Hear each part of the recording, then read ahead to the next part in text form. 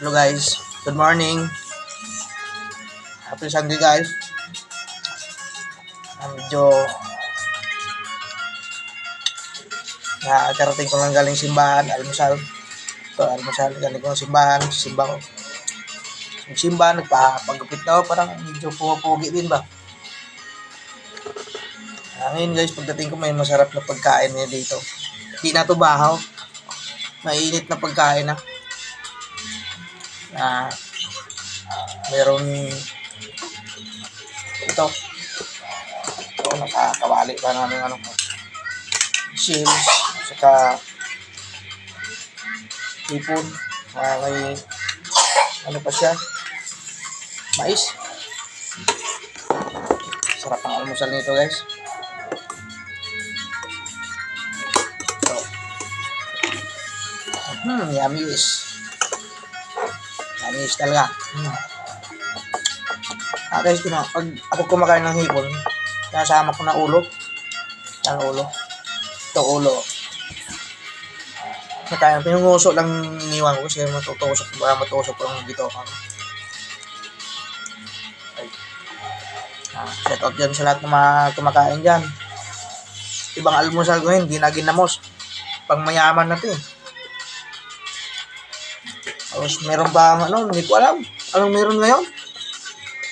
Kasi, ito. Bunis na bangus. May sinigang din bunis na bangus. Oh. Ayan.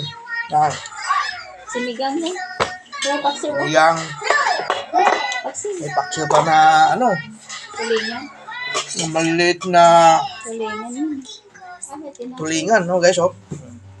Ayan. Sarap. Asawa ko. Aga silang nagsimba kanina. 5:30 na hipag. Wala naiwan ng anak namin.